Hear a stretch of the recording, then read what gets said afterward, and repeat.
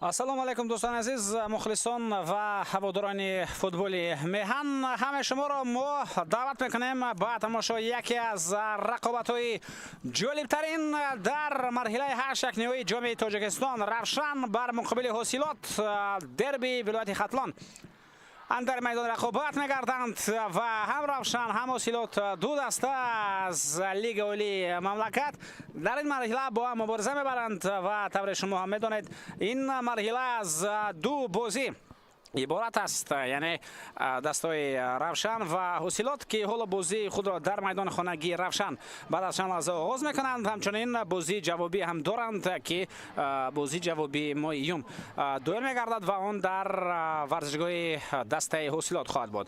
Хуб, ҳама чиз албатта дар ин рақобат омода аст ва аз ҷумла дуварон ки онҳо ба мо шумо нишон дода мешаванд ва бозии бисёр муҳимро имрӯз албатта онҳо ҳакамӣ хоҳанд кард. Рақобате ки байни ду даста аз вилояти Хатлон аст. Ҳамеша бозиҳо ҷолиб ва диданӣ сурат мегиранд. аз ҷумла дар мавсими кунунӣ аллакай як маротиба ин даста бо ҳам рақобат карданд ки шумо хуб дар хотир доред. Он рақобат бо ҳисоби 1-0 ба нафъи хуб дастаи Ҳосилот ҷамъбанд шуда буд. Ин ҳайати дастаи Равшан аст. тавре нишон медиҳанд метавонад ин тим 4-4-2 бозӣ кунад, вале дар рафти бозӣ боз мо мушоҳида хоҳем кард ки дастаҳо чӣ гуна мавқеъ мегиранд ва инҳо бошанд футболбозони дастаи Ҳосилот ҳастанд ки 11 нафари онҳо интихоб шуданд барои рақобати имрӯза ва ин даста метавонад бо шакли ҷогиршавӣ 4-3-3 дар майдон ҳунарнамоӣ кунад. Хуб, ду нафаре ки дар майдон ҳастанд дар хати Ҷозеф Акомади ва ҳамчунин Шарафҷон Солеев, онҳо метавонанд дар онҳо футболбозони ҳастанд, як мавқеъ ҳастанд дар канори рост метавонанд дар хати ҳуҷум бозӣ kunанд, вале имрӯз метавонад Шараф Солеев дар канори чап ҳам ҳунарнамоӣ кунад. Холас ин чизро мушоҳида хоҳем кард ки мавқеъи Акомади дар куҷо хоҳад буд, Шараф Солеев дар куҷо мавқеъ мегирад ва дигар бозигарони дастаи Ҳосилот дар куҷо бозӣ хоҳанд кард ва шакли ҷойгиршавии дастаи мазкур аз оғоз ва дар рафти бозӣ чӣ гуна аст. Хуб, Равшан бар муқобили дастаи Ҳосилот бозии бисёр муҳим. Мухлисон албатта зиёданд, чӣ мухлисони Равшан ва боварӣ аст ки мухлисони дастаи Ҳосилот ҳам дар майдони хонагии дастаи Равшан ҳастанд дар Кулобарена ва дар ин ҷо бозиҳои ин ду даста ҳамеша ҷолиб ва диданӣ сурат мегиранд. чун шумора азиёди мухлисон таваҷҷӯҳ ба дастаи Равшан доранд, таваҷҷӯҳ ба дастаи Ҳосилот доранд.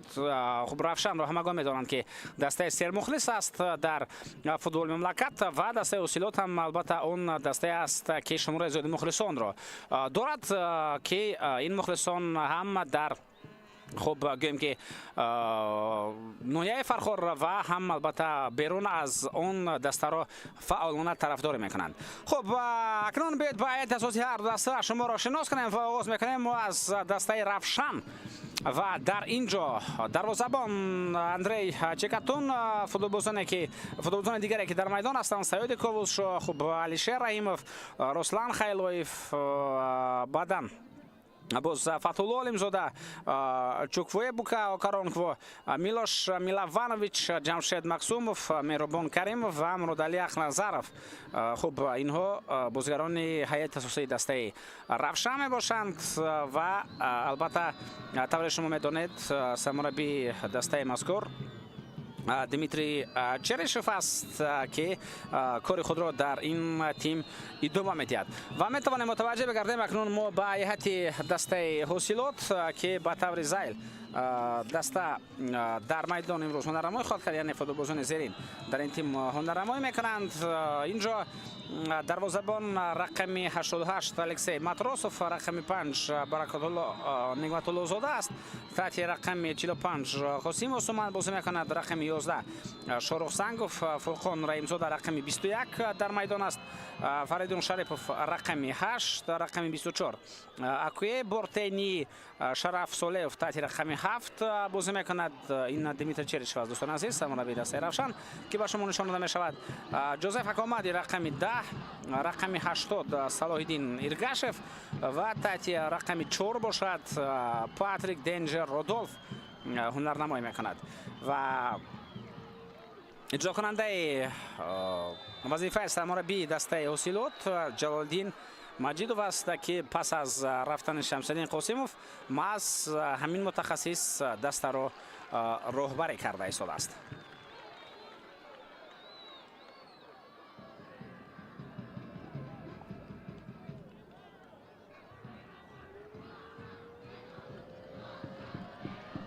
پرتاب به خط هجوم میتوانند کوشش‌های خوب باشند در حمله برای موفق گردیدن و از اول رقابت تلاش آن است تا فوتبالبازان روشن بهتر در میدان رمایی کنند و توسط کنار معاین زمان حمله دسته روشن را مشاهده می‌کنیم. رسال بعد داخل جریمه وضعیت خوب ضربه اجرا می‌گردد و چگونه حالت خوب برای رسلان خیلایف پیدا شد، ولی در داخل جریمه خیلی خوب فوتبالبازان اوسیلوت بازی کردند. این وضعیت برطرف کرده شد. میتوانیم بار دیگر ما متوجه شویم چگونه بوسر موفق گردید تا ضربه را اجرا کند و بعدا اونجا علیشیر رحیموف هم آماده بود برای ضربه را به دروازه وارد کردن و توپ را به دروازه وارد کردن، ولی این حالت به نتیجه به انجام رسید. جمشید مقسوموف و مرادعلی اخنظرف در کنج میدان قرار دارند. این ضربه کنجی است. بازیگران دیگری روشن در داخل جریمه موقع گرفتند. ارسال به داخل جریمه فرصتی خوب برای ضربه زدن. ضربه و دروازه‌بان این ضربه را برطرف می‌گردد، اما بعد در ضربه دوم توپ به دروازه وارد می‌شود. میلوش میلوانویچ دوستان عزیز مؤلف این گل است. بسیار فرصتی خوب گلزنی پیدا شد و میلوش لیگنری دسته روشن توپ را به دروازه وارد می‌گرداند.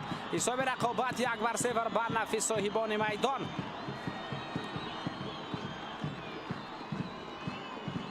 میلوش میلوانویچ دوستان عزیز مؤلف این گل.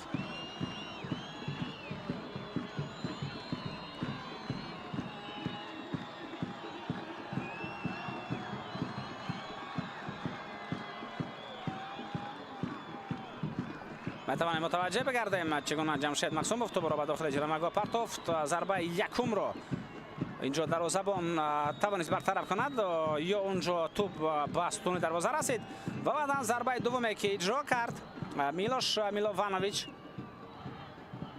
با پای فوتبالباز خط دفاعی دسته اوسیلوت رسیده وارد دروازه می شود. شاید کنید بله اینجا ضربه تا می توانست به طرف دروازه هم نرود، ولی بعد از رسیدن به یک فوتبالباز اوسیلوت توپ سمت حرکت خود را عوض کرد و وارد دروازه شد. این حالت را می توان حتی 7 گل هم نوشت. دروازه بان توپ را میگیرد.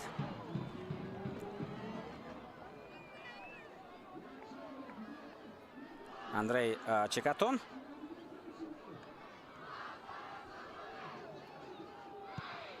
ضربه اندری به خط هجوم. مبارزه در حمله ادامه دارد.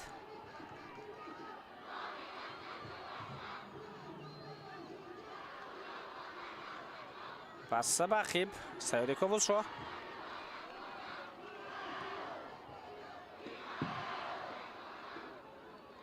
مهربان کریموف توپ را تا مرکز میدان آورد. پس و به کنار میلوش میلوانویچ توپ را به خط حمله رساند.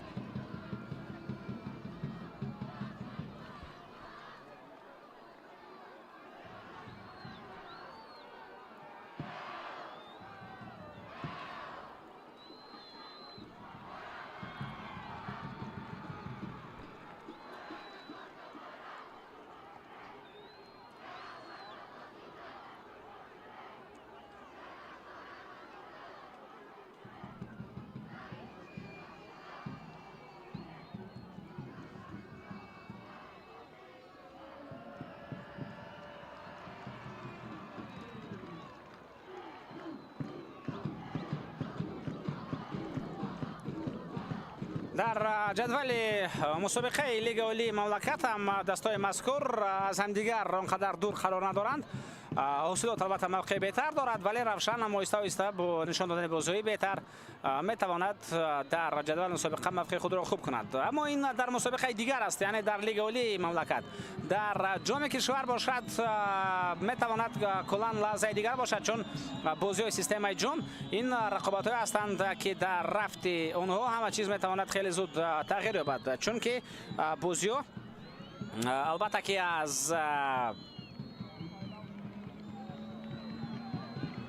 دو رقابت عبارتند، یعنی مرحله ها و از جمله همین مرحله خصوص یعنی دور 8-1 نهایی و هم در میدان خانگی خود روشن که میخواهد بازی بهتر نشان بدهد و بعدا برای این تیم میتواند مشکل تر شود هنگامی که در میدان خانگی دسته حاصلات این دسته در بازی جوابی شرکت خواهد کرد.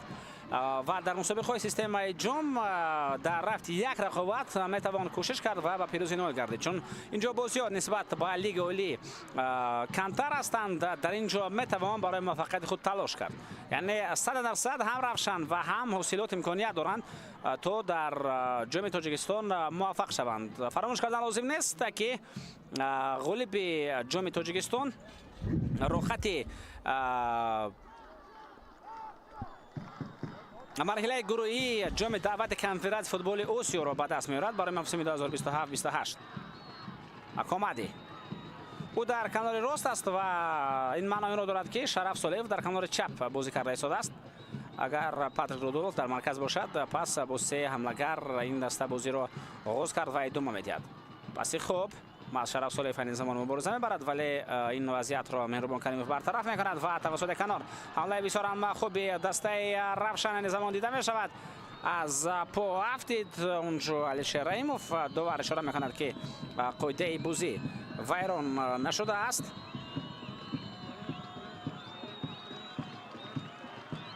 دوباره رقابت امروز دوستان عزیز عبدالله دولتوف است، خورشید دبایف، خالمراد عبدالسلاموف و غیرت روزبایف به او کمک می‌رسانند.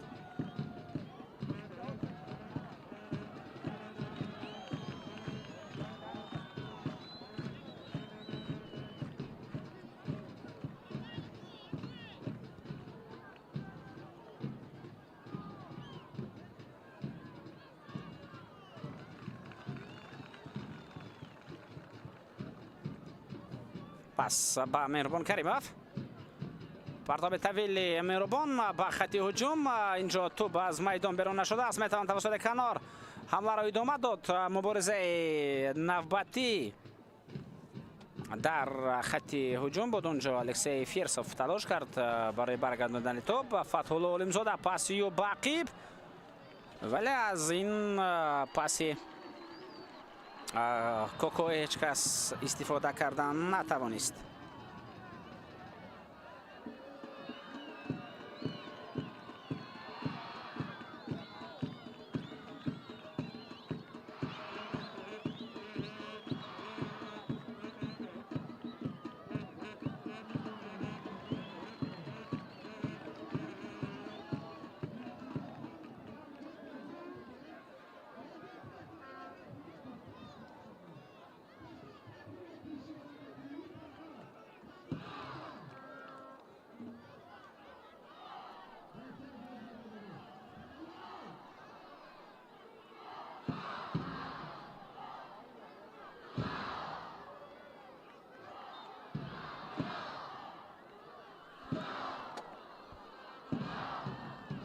بازم جمشید مکسوموف و مورد یک نظر در نزد توپ قرار دارند. در لحظه گل اونها از کنار دیگر بودند و اون حالت با گل جنب بست شد، ولی نه در این فرصت علیشیر رحیموف مبارزه او در کنار و توپ از میدان بیرون میرود.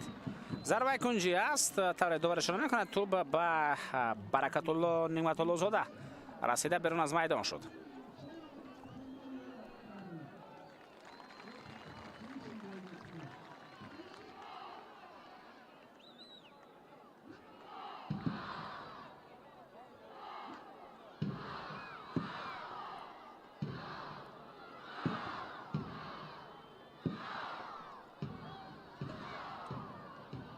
پرتاب بعد داخل جریمه گاه فرصتی خوب برای ضربه بزنی میتواند پیدا شود. علیشیر رحیموف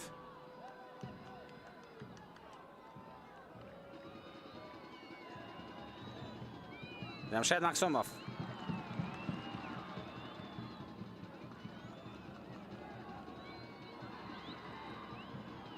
фатҳулло олимзода ирсолиё ба дохили ҷаримагоҳ ва тӯб инҷо дар дасти дарвозабон аст ки бехато ин вазъиятро бартараф кардан тавонист.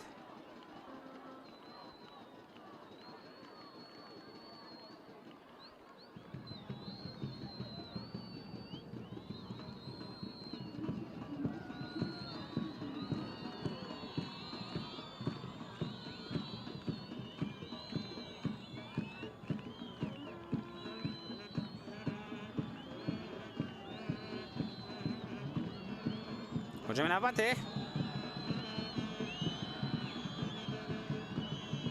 фато ба дохили ҷаримагоҳ фурсати хуб зарба ва ин ҷозеф акомаде буд ки зарба зад вале зарба иҷро кардаи ӯро дарвозабон Андрей Чикатун бартараф кардан тавонист.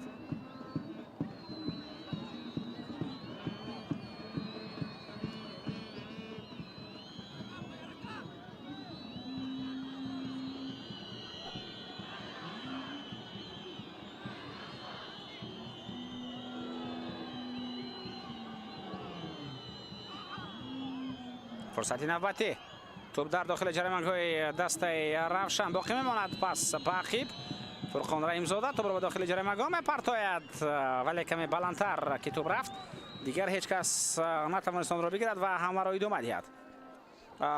беҳтар бозикар истодаанд бозигарони равшан бод иқрор шуд ва дар хати ҳуҷум футболбозони дастаи Осилот кам дида мешаванд. яъне то ҳанӯз мо ҳамлои хавфноки ин дастаро ғайр аз зарбаи Ҷозеф Акомади надидем.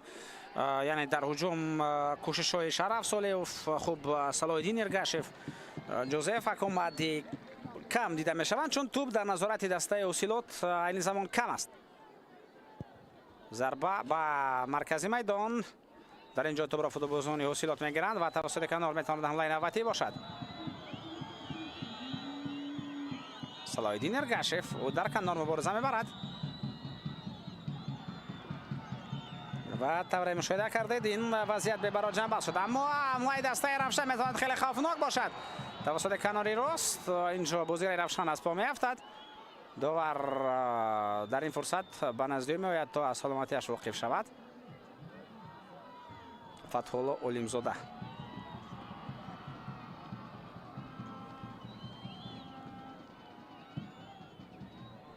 аллакай ӯ рақибро фиреб дода буд ва дар ин фурсат Усман Қосим ғайр аз он ки қоидаи бозиро вайрон кунад дигар ягон илоҷеро наёфт.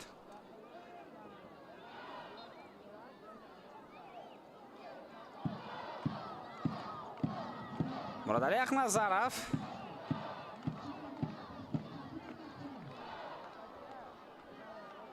боз як вазъияти навбати стандартӣ. фато ба дохили ҷаримагоҳ фурсати хуб зарба ҳам иҷро мегардад ва ин Меҳрубон Каримов буд ки ба дохили ҷаримагоҳи рақиб рафт. зарбаро ҳам иҷро намуд вале тӯб каме баландтар рафт.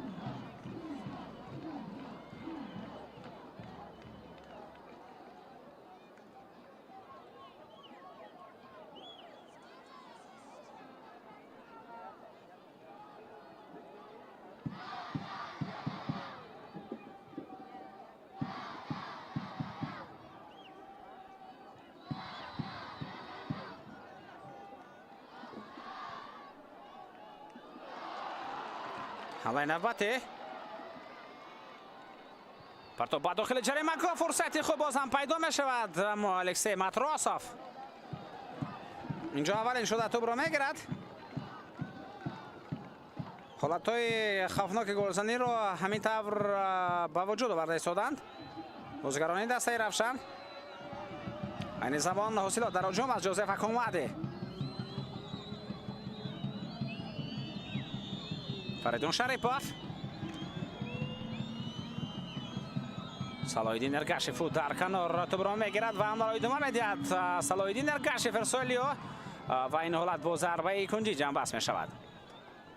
ҳангоме ки дастаи Осилот бо тӯб бошад, Шараф Солеев аз канори чап ба марказ меояд ва ӯ бо ҳамроҳии Патрик Рудольф ду ҳамлагари марказиро ташкил медиҳанд.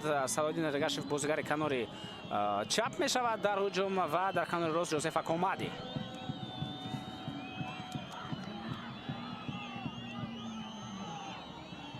فاردین شریفов از کنج میدان توپ رو الکی با جریمه پرتافت امکانیت ضربه‌زنی داده نشد به فوتبالبازان مهمان. میتوانند به عکس العمل گذارند. شاگردان دیمیتری چریشف جمشید مقسوموف کوشش کرد.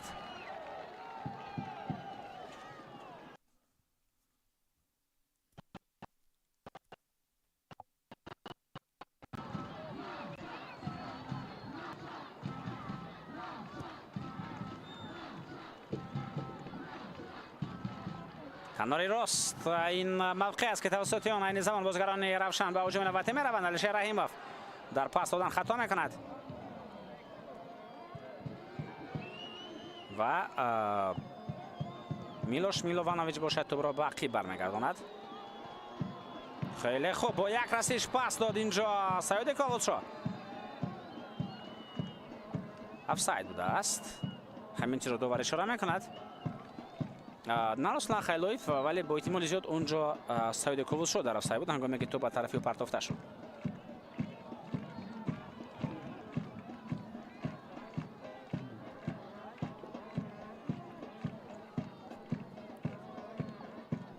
اگر از همین موقع توپ به بازی وارد کرده شد پس معلوم می شود که رسلان خیلویف معذور در افساید بود چون که در همین موقع او توپ را قبول کرد. پرتاب با خط هجوم دروازه‌بان اینجا توپ را باید به مشکلی بگیرد.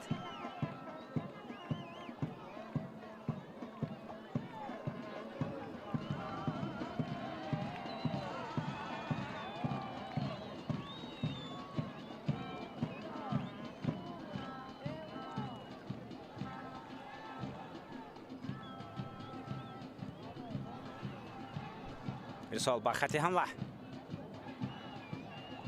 پرسینگ میکنند فوتبالبازان روشن و در مرکز میدان موفق به آن میگردند که توپ را به نظارتشان برگردانند. سیاد به اندری چکتون توپ را برمیگرداند. ارسال به مرکز میدان بازم سعید کووچا مشاهده میکند حرکت علیشیر رحیموف را در خط هجوم ولی توکل نکرد تا چنین پرتاب را به مسافت طولانی بدهد و شاید این قرار درست هم باشد چون که علیشیر رحیموف در تنهایی بود در بین سه دفاعگر دسته اوسیلوت. با فرق از روشن اوسیلوت کمتر به فشار می رود کمتر پرسینگ می کند. این زمان شما مشاهده می کنید که تنها سه بازیگر خط هجوم در پرسینگ هستند. دو نیم حمایتگر هم با آنها همراه میشن ولی دیرتر.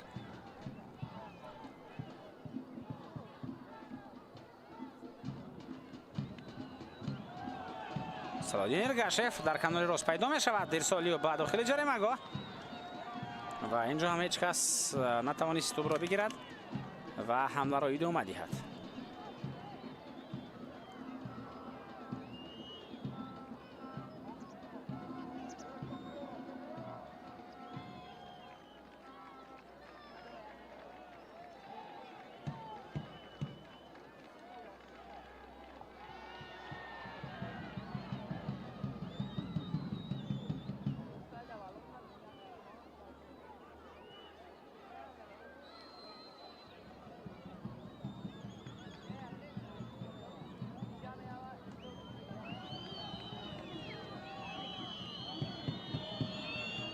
حمله نوبتی سلادین ارگاشف ارسالی و بعد داخل جریمه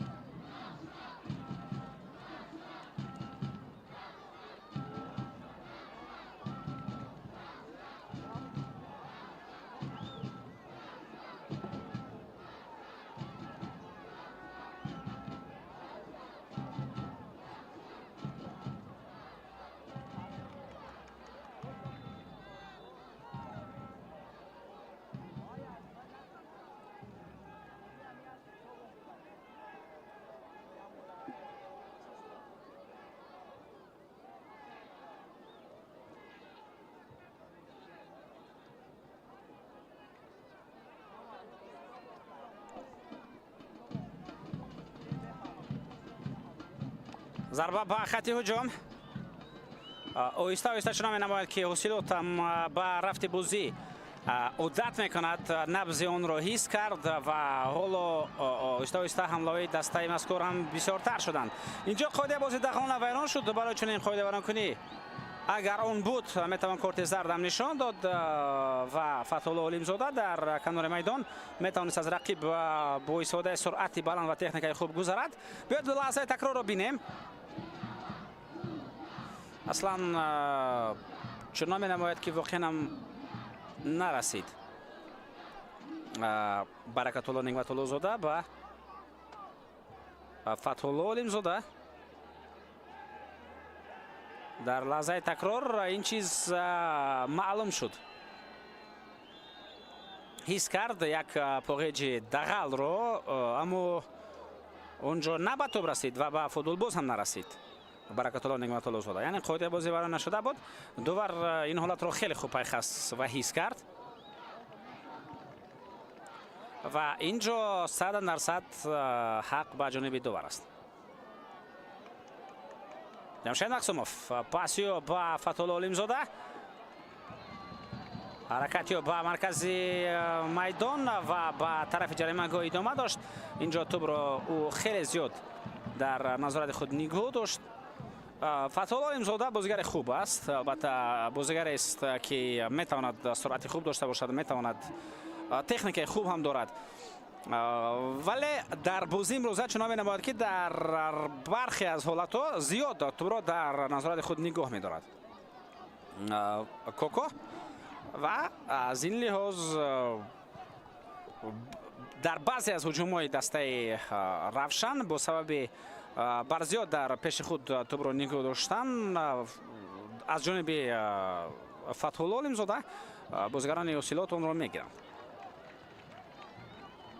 این در یک چند حالت دیده شد، ولی فتح‌الله علیم‌زاده یکی از بازیگران خوب در دسته روشن میتواند محض نفر کلیدی در پیروزی این تیم بر حاصلات هم در این رقابت و هم در بازی من بعد باشد. مهربان کریموف پس به کنار میلوش میلوانویچ،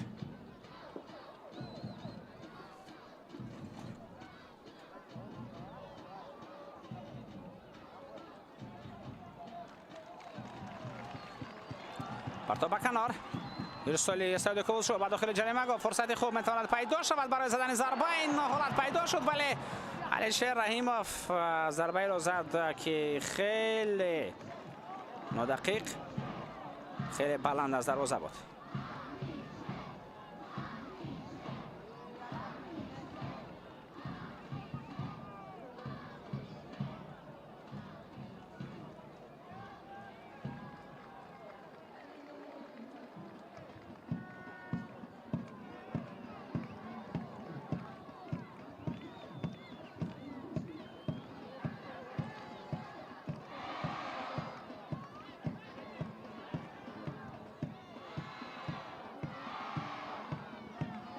حالا نوبتی پس به خط هجوم میلوش میلوانویچ نزدیک به جریمه گاه میشود. ارسالی با داخل جریمه گاه فرصت خوب، ضربه و بهترین امکانیت گلزنی استفاده کردن نشد.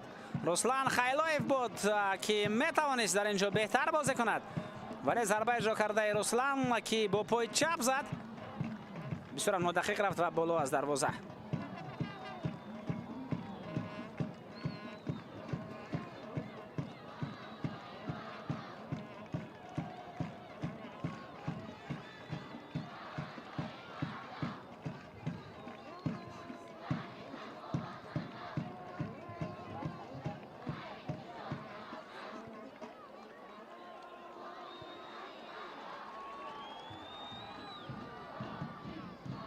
اینجا توپ از میدان بیرون خواهد شد. بله و دروازه‌بان در این فرصت الکسی ماتروسوف توانست با استفاده بدنی خود نگذارد تا رقیبان توپ را بگیرند و حمله را ادامه بدهند. خب تنفس برای نوشیدن آب است،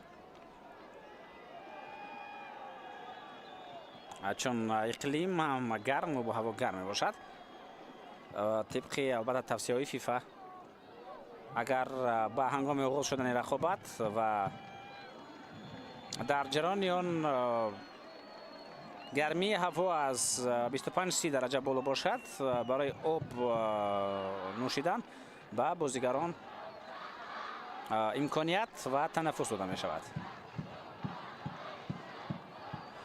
ما بار دیگر گل را مشاهده میکنیم. ضربه یکم میلوش و بعدا ضربه دومی او که با گل جمع بست کرده. بعد از رسیدن البته به بازیگر دسته حسیلات.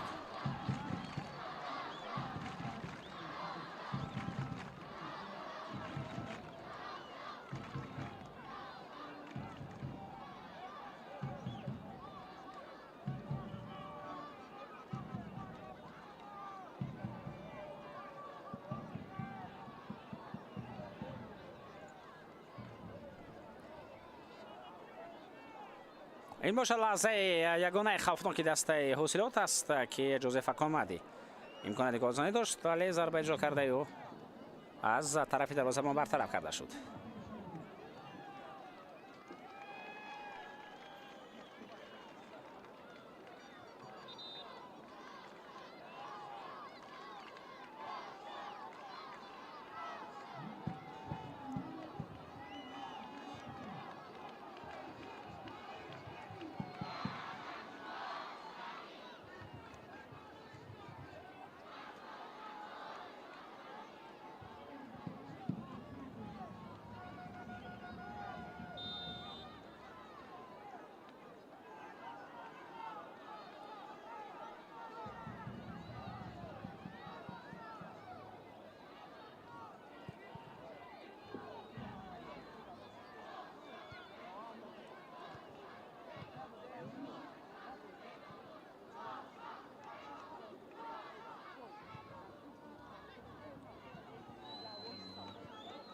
پرتاب کنار، فرصتی خیلی خوب برای گل زدن پیدا می شود. ارسال بعد داخل جریمه گاه، ولی با جوزف اکامدی امکانیت داده نشد تا ضربه بزند.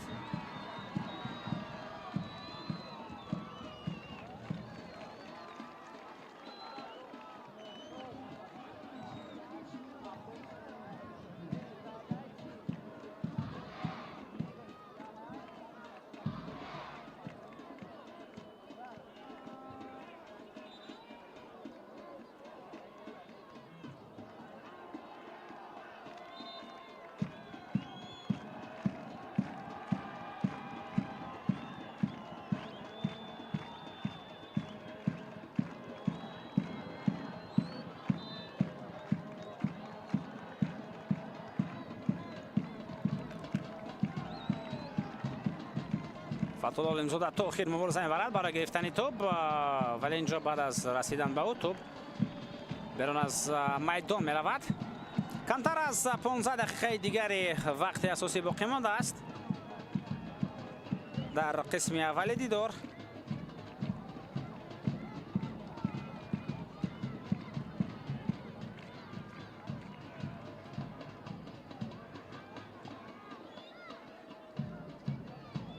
سعید کاوش‌شاه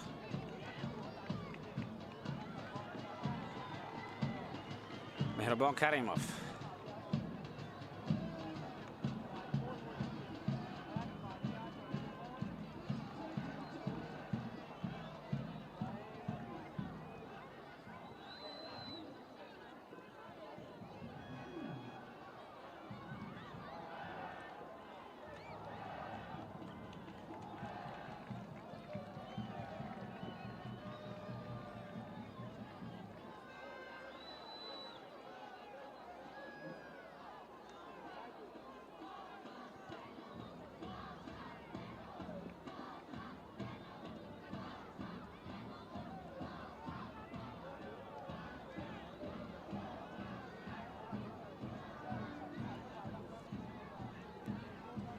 پس به مرکز از نیم میدان خود اکنون بازیگران حسیلات کوشش نوبتی میکنن برای به حمله رفتن. شرف سالیوف توپ را باقی برمیگرداند. اینجا یک بار 6 بازیگر دسته رفشن در نیمه میدان حسیلات قرار داشتند برای گرفتن توپ و برای پریسینگ رفتن. صلاح‌الدین ارگشف دو نفر با مبارزه میبرند. پرتابی با داخل جریمه‌گاه پاتریک رودولف اونقدر فاول نیست این بازیگر چون توپ به او کم میرسد هرچند رقمی 4 باشد ولی رقمی شما را فریب نکند او در خط حمله مرکز بازی میکند.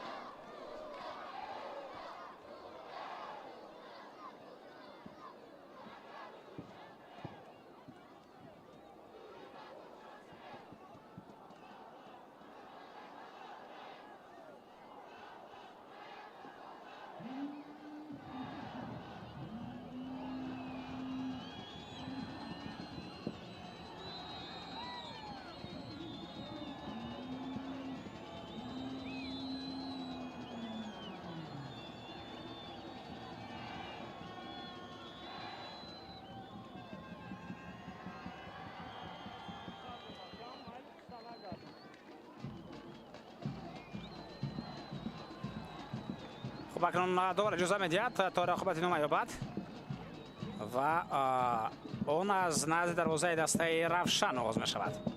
دخترش از همین جای دوم مییابد.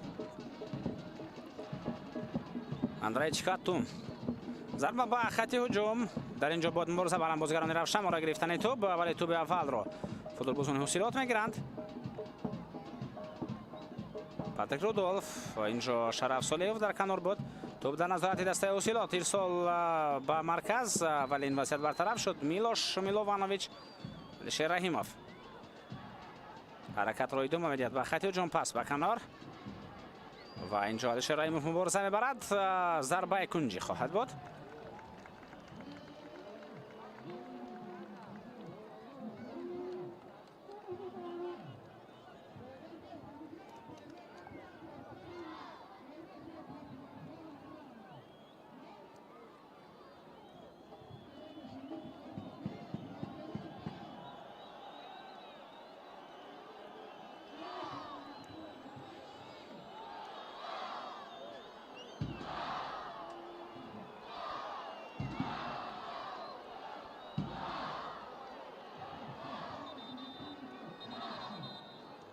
اینجا دوباره شروع میکند که با کمک دختران نیاز دارد. بازم فتح‌الله علیمزاده است و در حال پزشکان با نزدیکی دروازه دسته حسیلات میآیند تا به فتح‌الله علیمزاده کمک رسانند.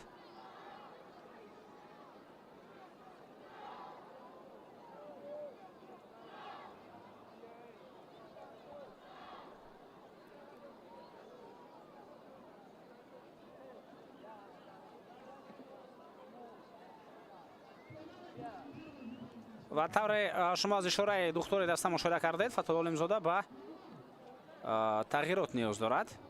اینجا به هیچ رسیش هم نبود ولی شاید از گرمی زیادی هوا باشد. شاید یگان رسیش کوچک در رفت رقابت با این فوتبالباز بود که او سه برداشت و این البته میتواند حالت جدی باشد.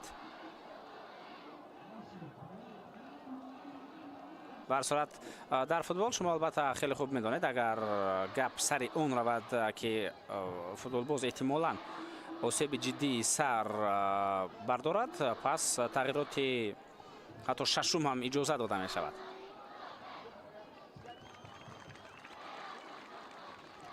مخلصان خرد و بزرگ البته در ورزشگاه کلوبرین قرار دارند. دسته روشن رو قسم بیشتر مخلصان طرفداری میکنند. خب خوب که فتح‌الله علیمزاده خود از جا بالا شده به کمک دختران حرکت کرده ایستاده است. یعنی سر او توپ نمیخورد. توپ هم خورد نه به آن حدی که به کمک دیگران از میدان بیرون رفتن نتواند.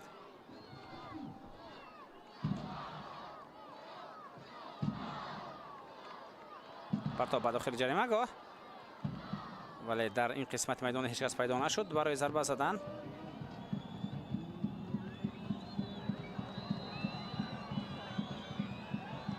اینجا سعید کوولشو سرعت خوب نشان داد، توپ را برگرداند به نظارت دسته روشن. پاسیو به عقیب.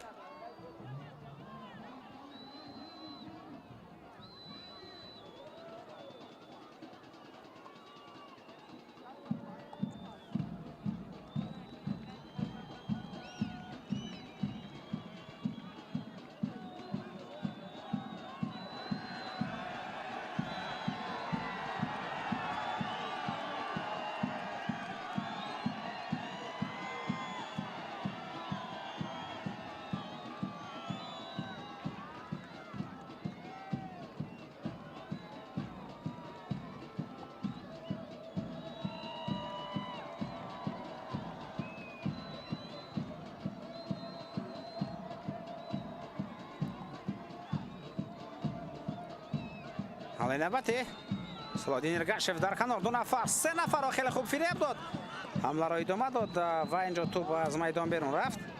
ضربه کنجی ولی کوشش خیلی خوب داشت صلاح‌الدین ارگاشف هنگامی که توانست یک بار چند نفر را فریب بدهد.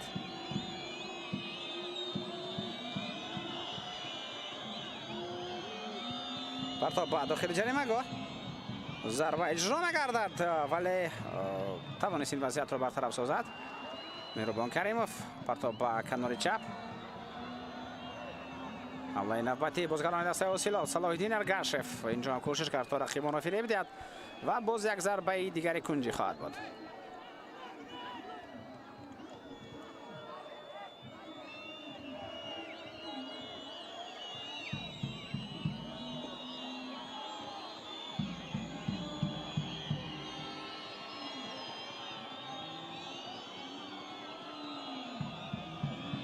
پرتاب داخل جریمه گاه، دروازه‌بان به توپ رسید وگرنه اونجا امکانیت بسیار هم خوب برای زدن ضربه پیدا شود. صلاح‌الدین ارگاشف ارسالیو توپ را از منطقه خوفناک مهربان کریموف میبرد. جمشید مکسوموف امکانیت خوب برای عکس العمل دسته روشن است ولی پس نه به فتح‌الله علیمزاده. او برگشت به میدان، او برگشت نه به فتح‌الله علیمزاده بلکه کلا به طرف دیگر رفت.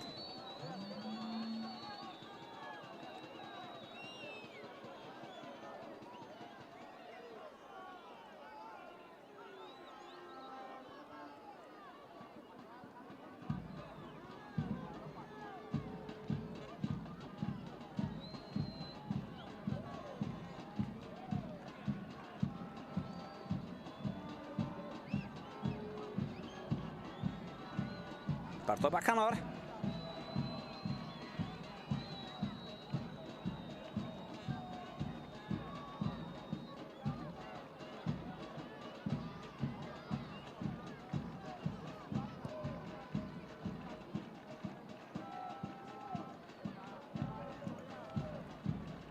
علیشیر رحیموف در بین دو نفر قرار داشت، توپ را تا به خط حمله رساند. فتح‌الله علیمزاده توپ در حدود میدان است، میتوان کوشش برگرداندن آن را کرد، یعنی میتوان بازیکن روشن به پریسینگ گذارند. این زمان اصلا فاول در پریسینگ مورد یک نظر بود و توپ را برگرداندن بازیگران روشن. میلوش میلوانویچ بسیار کوشش خوب کرد، این حالت برطرف شد و عکس العمل خوفناک دسته اوسیلات. پس به کنار صلاح‌الدین ارگاشف او در کنار با توپ قرار دارد. سعید کوولشو بر مقابل اوست، پرتاب به داخل جریمه گاه و امکانیت ضربه زنی پیدا می شود. ضربه و گل. جوزف حکومتی حساب رقابت را برابر می کند 1-1.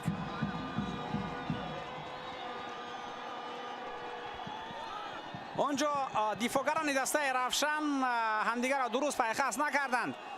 توپ به جایی که از جریمه‌گاه بیرون رود برعکس به نزد اکامادی آمد و جوزف در دقیقه 42 رقابت حساب بازی را بر مقابل دسته رفشن برابر 1-1 نمود.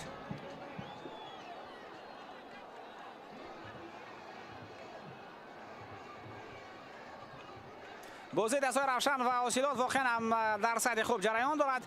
دستا تقریبا به مرکز میدان بازی میکنند، فقط هجوم و بازی خوب سرعتناک.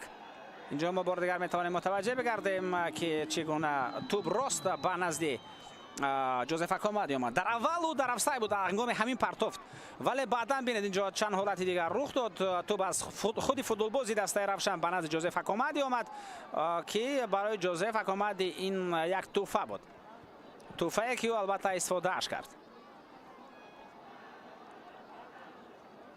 تغییرات فتوال امزاده از میدان گرفته می شود دوستان عزیز و با جای او به میدان محمد علی عزیز بایف خواهد آمد.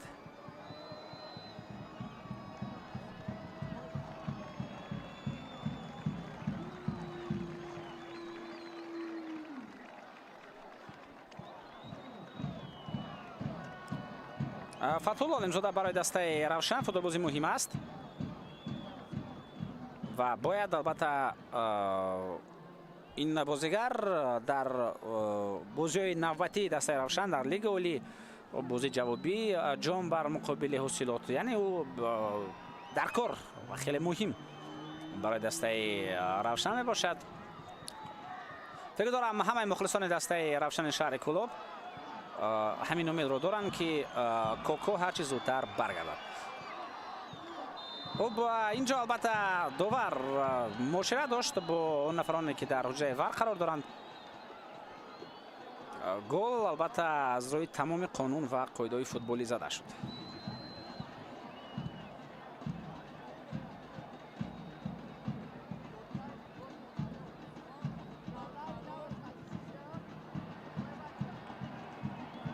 حمله نوبتی پرتاب به داخل جریمه‌گاه، وضعیت برطرف شد.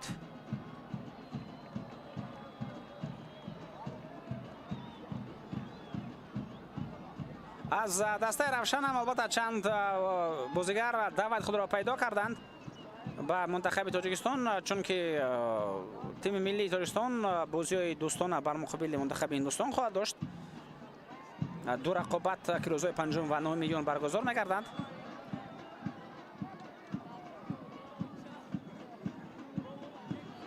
و سرمربی دسته منتخب 26 بازیگر را در مجموع جلب کرد، 3 دروازه‌بان، 10 دفاعگر، 9 نیمه حمایتگر و 4 حمله‌گر.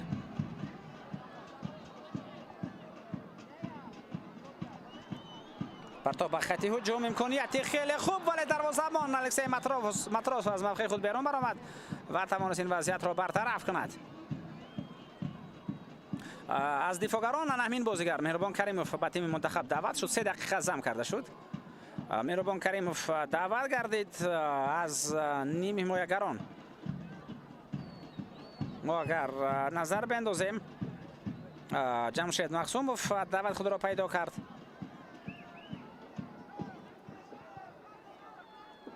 در بین حمله‌گران بازیگر دسته روشن نیست.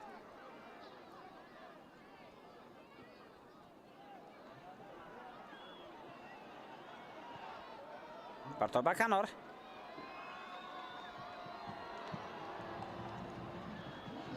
درست تر همدیگر را پیخست نکردند بازیگران دسته روشن و این وضعیت برطرف شد. از حاصلات هم البته دعوت شدند، از جمله دلیر عزیزوف که حالا دلیر عزیزوف در خط دروازه نیست، الکسی ماتروس در دروازه است، در بازی جام او بازی میکند، ولی دلیر عزیزوف در بازی لیگ اولی بازی میکند و او دعوت شد به منتخب تاجیکستان در بازی رفیقانه. غیر از این باز فرخان رحیم‌زاده هم دعوت خود را پیدا کرد که حالا در میدان است، تحت رقم 21 و در کنار چپ در دسته اوسیلات بازی کرده ایستاده است. خب در بین نیم حمایتگران صلاح‌الدین ارگاشف است که دعوت شد، او هم این زمان در میدان است، رقم 80 بازی کرده ایستاده است. در بین هجوم کننده ها یگان بازیگر دسته خوب حاصلات نیست. خلاص در میدان دوستان ارجمند این زمان طور شما مشاهده میکنید هم بازیگران رفشن هم بازیگران حاصلات با تیم منتخب دعوت شدند، یعنی فوتبالبازان تیم ملی کشورمان این زمان در میدان بازی کرده ایستادند. سه بازیگر از دسته حاصلات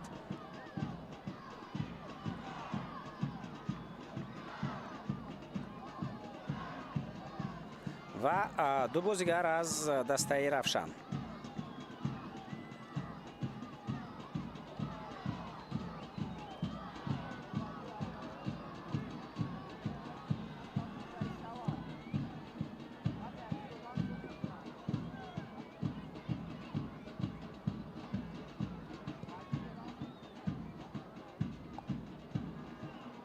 پس نوبتی به خط هجوم،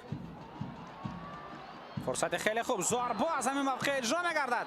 هجوم نوبتی ادامه دارد. جمشید مکسوموف ارسالیو بعد داخل جریمه‌گاه، یک ضربه دیگر و بینید که محمد علی عزیزبایف چگونه وارد بازی شد و ضربه زده است از این مهربان کریموف از دوستان ارجمند که از همین موقع ضربه زد، ولی ضربه زده مهربان کریموف بالاتر از دروازه می‌رود. قسم اول رقابت دوستان ارجمند به انجام رسد. بازی دستای رفشن و حاصلات خیلی خوب جریان دارد. حساب 1-1 است. اول بازیگران دسته رفشن توانستند با کوشش میلوش میلوانویچ توپ را به دروازه وارد بگردانند و به گل زده او جوزف اکومادی جواب گرداند. همین طریق حساب 1-1 و دستا به تنفس میروند. ما هم کمی تنفس میکنیم و برمیگردیم به قسم دومی دیدار.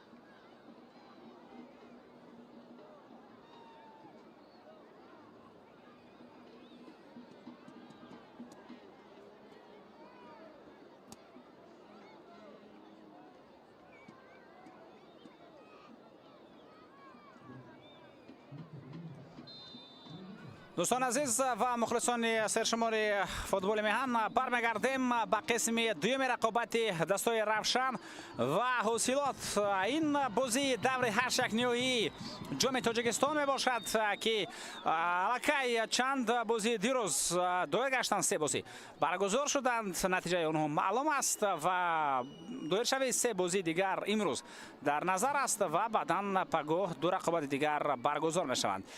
در بازی که ما شما متوجه هستیم، این رقابت روشن و حاصلات است. حساب 1-1 برابر می باشد. در قسم اول رقابت سر اول میلوش میلوانویچ بازیگر دسته روشن حساب را کشد و گل زده یا اتوماتون دفته گل حساب کرده شود و بعداً در قسم اخیری نیمه اول در دقیقه اخیر اونجا در دقیقه 42 بود، جوزف کومادی از دسته حاصلات توانست حساب را برابر 1-1 کند. دسته روشن البته در نیمه یکم امکانات بهتر داشت و بیشتر داشت ولی تنها 1 گل زد.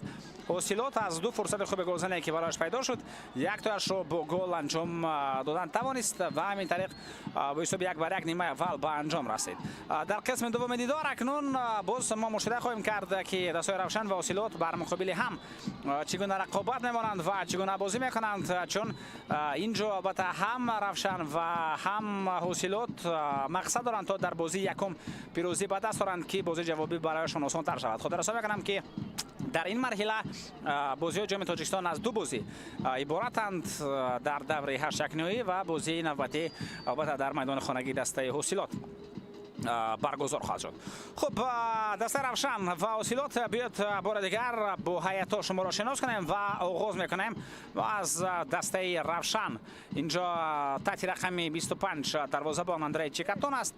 بازیگرانی که در خط دفاع هستند الکسی فیرسوف رقم 5 رقم 94 این چوکوی بوکا کارونگو، بعداً تحت رقم 44 مهربان کریمی بازی میکند، رقم 17 جمشید مقسوموف، میلوش میلوانویچ رقم 8 رقم 88 سعودی کووسشو، رقم 77 علیشیر رحیموف، مرادعلی اخنظرов رقم 10 رقم 18 رسلان خیلوی و رقم 3 فتح‌الله اولیمزاده و اصلا مربی دسته دیمیتری چریشف است. دوستان عزیز به کمک میرساند کنستانتین گالکین و همچنین انتون سیچوف یک کمک رسان دیگری است. اکنون میگذاریم به هیئت دسته حاصلات که دسته مذکور به طور زل بازی میکند. پیش از گذشتن به حاصلات باید گفت که در قسم اول تغییرات اجباری شد در هیئت دسته روشن. فتح‌الله اولیمزاده بازی را ادامه دادن نتوانست و او را در میدان وضع کرد بازیگر رقم 7 محمد علی عزیزبویف که حالا همین بازیگر تحت رقم 7 در خط هجوم در جای فتح‌الله اولیمزاده بازی کرده ایستاده است. هیئت دسته حاصلات بینندگان ارجمند به طور زل است. رقم 18 دروازه‌بان الکسی ماتروسوف، بازیگرانی که در خط دفاع هستند رقم 5 برکت‌الله نگمت‌الله زاده، رقم 45 قاسم اوسومن شاروخ سنگوف، رقم 11 رقم 21 فرقان رحیم زاده، تحت رقم 8 بازی میکند فریدون شریفوف، رقم 24 اکوی بورتینی، رقم 7 شرف سالیوف، جوزف کومادی رقم 10 رقم 80 صلاح الدین ارگاشف و رقم 4 پاتریک دنج رودولف. اجرا کننده وظیفه سرمربی دسته حاصلات این جلال الدین مجیدوف است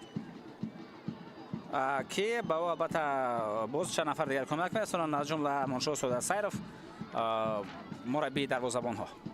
علیشیر رحیموف با توپ، مبارزه خوب فوتبالبازان دسته حاصلات از جمله صلاح الدین ارگاشف و فریدون شریفوف اون توپ را برگرداند.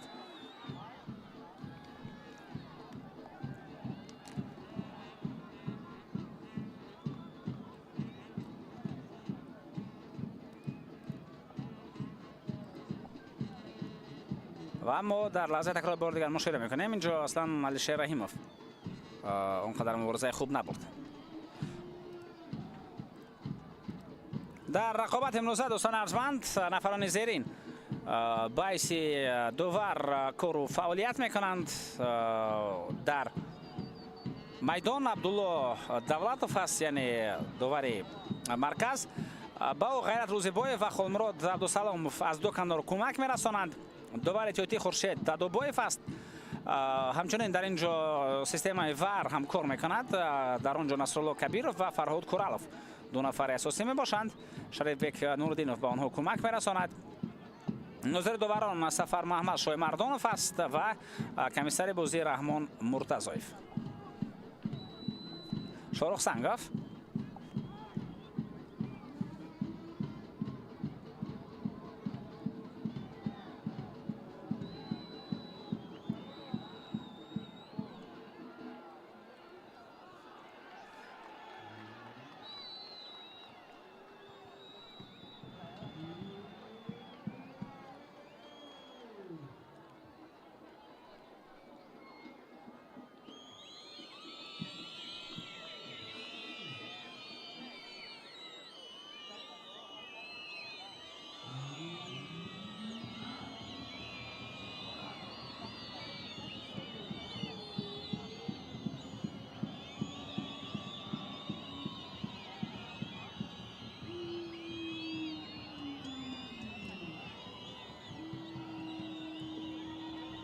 پرتاب به داخل جریمه‌گاه.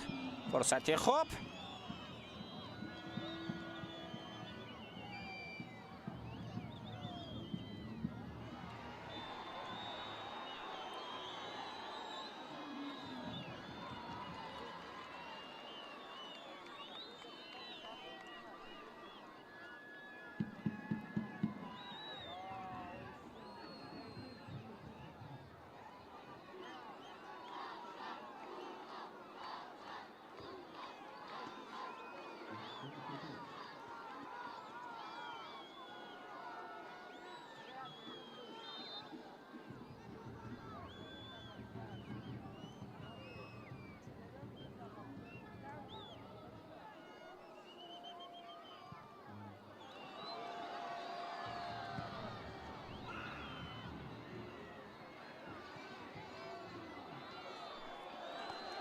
حمله نوبتی میتونه هجوم خیلی خوب باشد. پرتاب به داخل جریمه‌گاه. وضعیت خیلی خوب برای ضربه زدن. ضربه جمشید مقسوموف.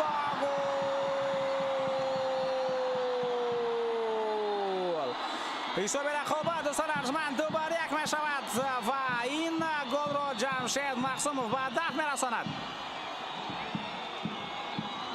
بسیار فرصتی خوبی گل زدن و جمشید مقسوموف توانست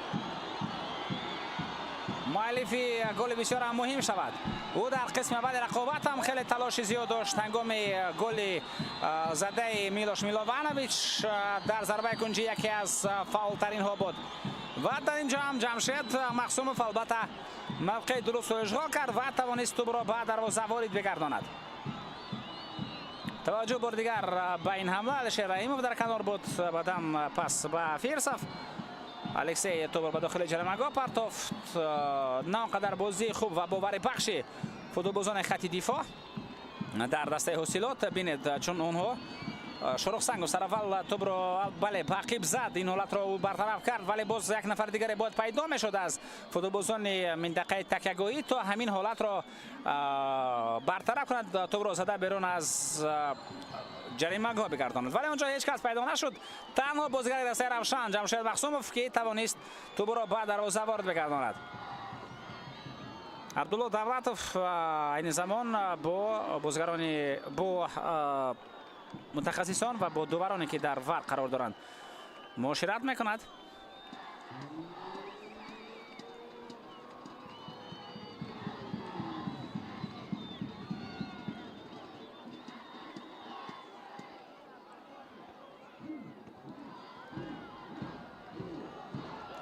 بله گل است دوستان عزیز. بار دیگر از حجره ورم تصدیق کردند که گل به یگان مشکلی زده شد و گل حساب کرده میشه. ولی حساب رقابت 2-1 دوستان عزیز به نفع دسته روشن. نیمه دوم رو هم فوتبالبازان روشن فعالانه آغاز کردند. مانندی دارد با قسم اول دیدار.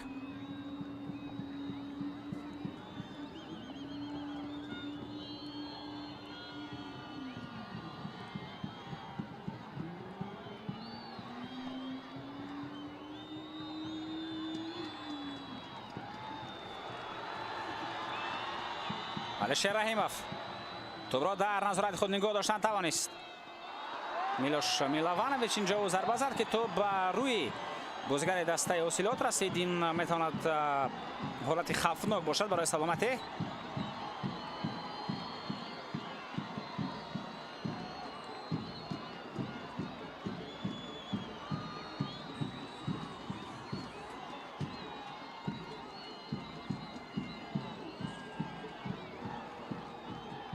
خب بار دیگر ما با حالت گل متوجه میشویم.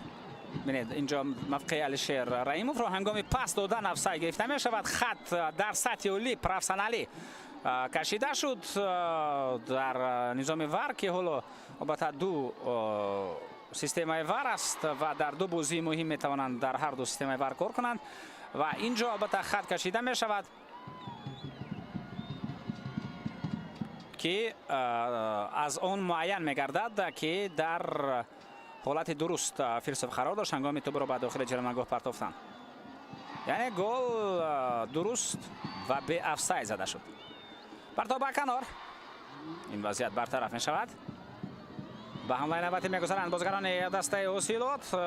کوی بورتی پرتاب به کنار. جوزف کامادی او حرکت خود را ادامه میده. کامادی از دو نفر میگذرد ولی توپ را از خود دورتر ماند.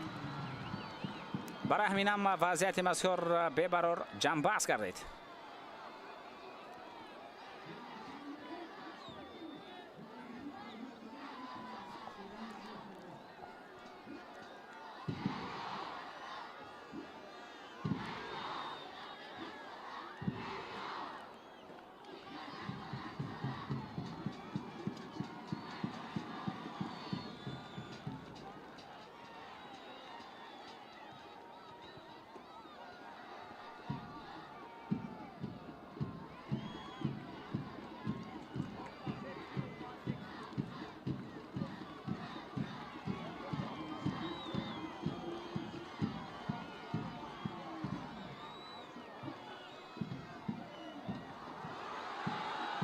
پرتاب به داخل جریمه‌گاه.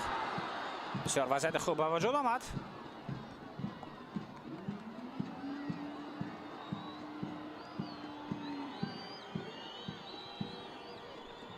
توپ به کنار پرتافته می شود.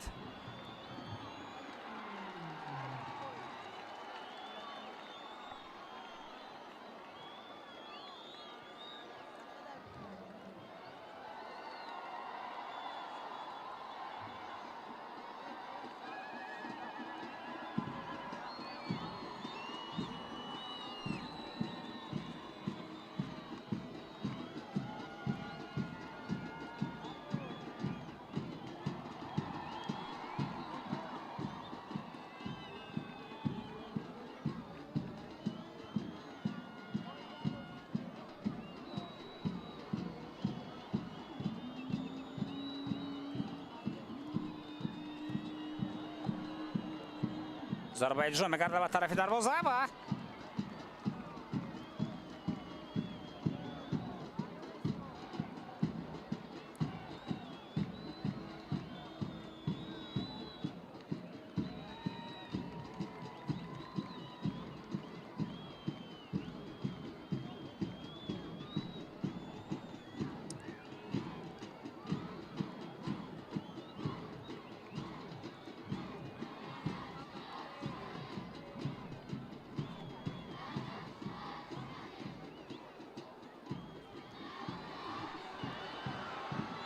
پرتاب به داخل جریمه‌گاه.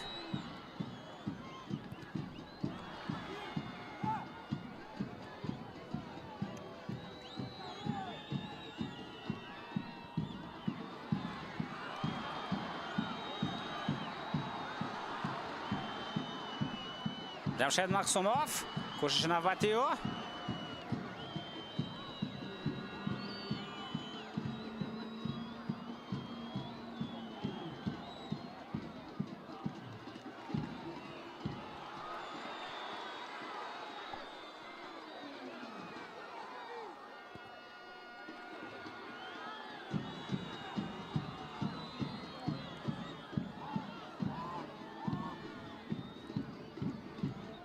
پرتاب به داخل جریمه‌گاه اجرا می‌گردد. دروازه‌بان باید به مشکل توپ را بگیرد.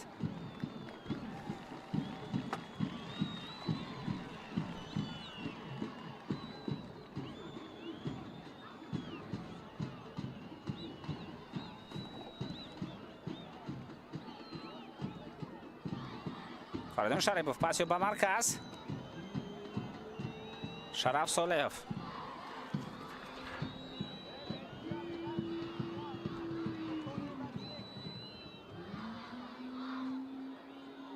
شاروخ سنگوف. این حالت برطرف می شود. پرتاب با خطی هجوم امکانیت نوبتی میتواند پیدا شود برای دوام دادن حمله.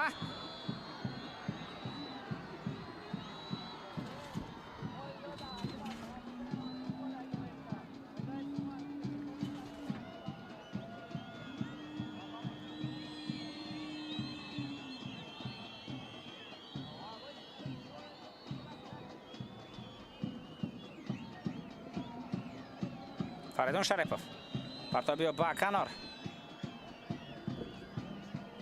فرخان رحیمزاده اکنون در قسم اول که جواب گرداند دسته اوسیلوت با گل صدای روشن. در نیمه دوم چی خواهد بود؟ پرتاب نوبت اجرا می‌گردد.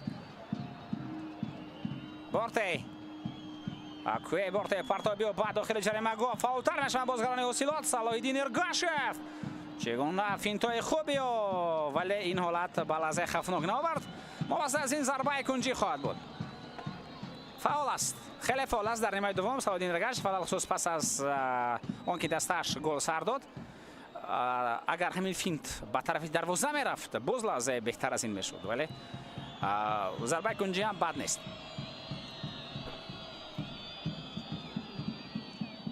فریدون شریپوف در کنار میدان قرار دارد. ضربه کنجی است.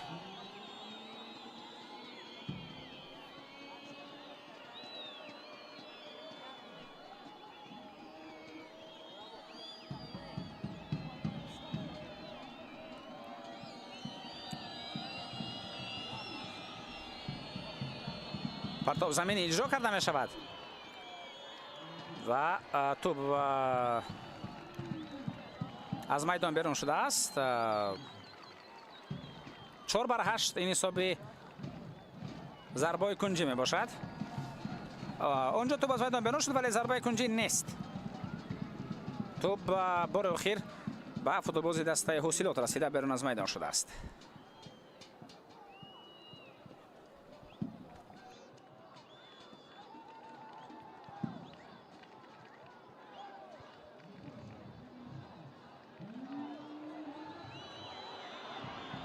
حمله خیلی خوب. ضربه نوبتی و جوزف کمادی حساب رقابت را برابر میکند و 2-2 میشود حساب. خیلی زود جواب گرداندن فوتبالبازان اوسیلوت با گل صدای روشن. جوزف کمادی دوبل. واقعا هم امکانیتی خوب پیدا شد و این حالت هم با گل جنببست میشود. جوزف کمادی در دقیقه 42 و اکنون در دقیقه 64 با زدن گل شرفی ها میگردد. حساب بازی برابر.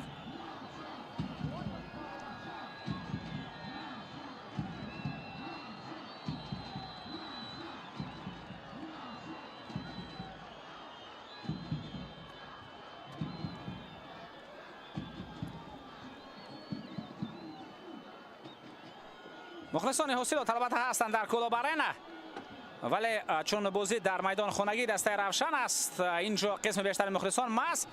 مخلصان دسته روشن می باشند.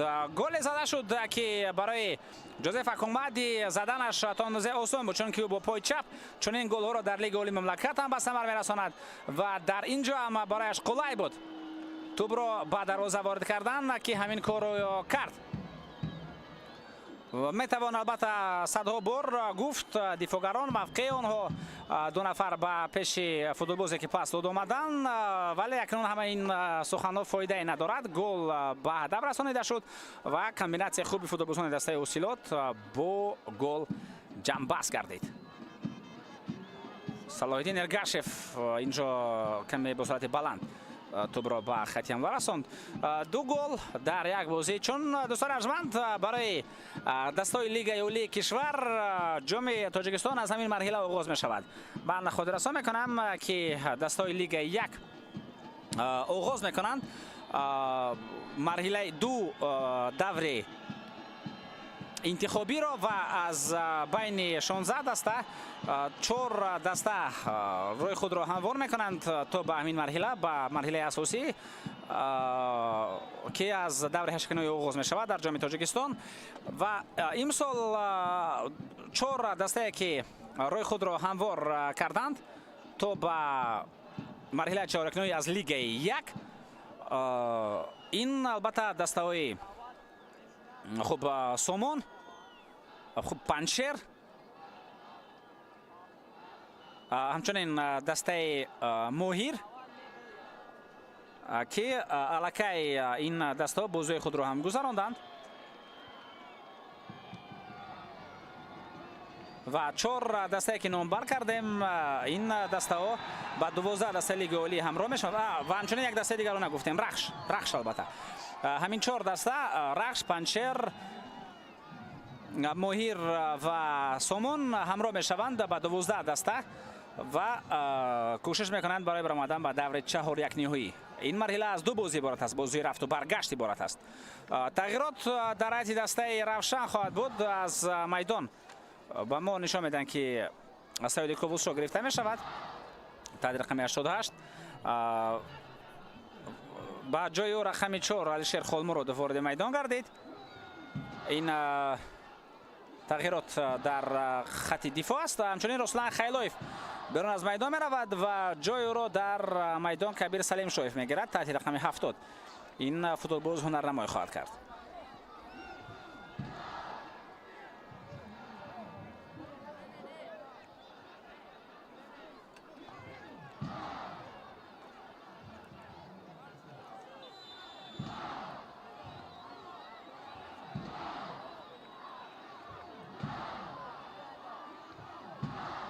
صلبه داخل جریمه گاه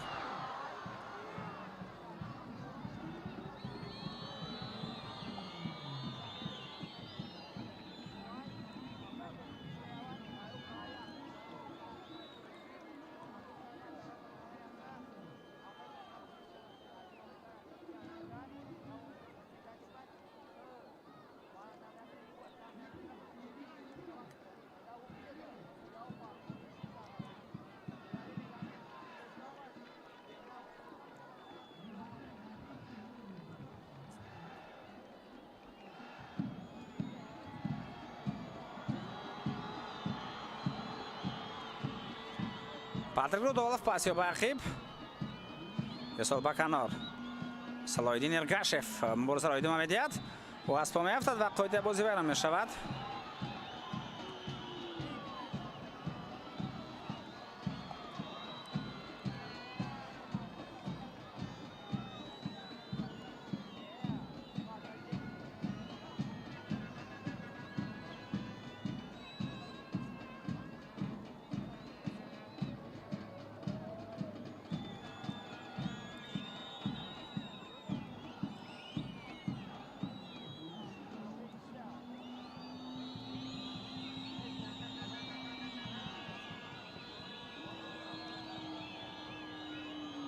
دروازه‌بان به مشکل توپ را میگیرد.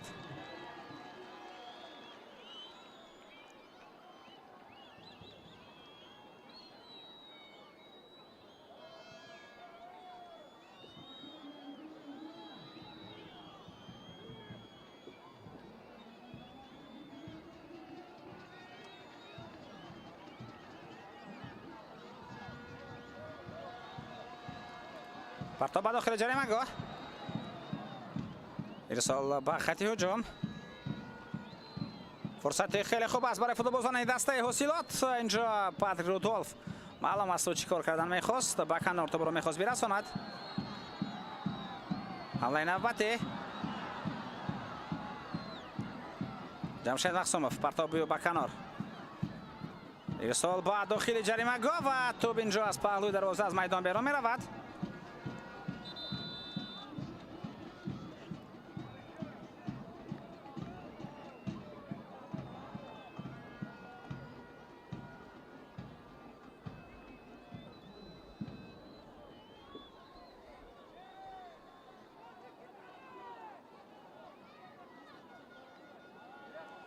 خب فرصت برای آب نوشیدن، تنفس برای آبخوری.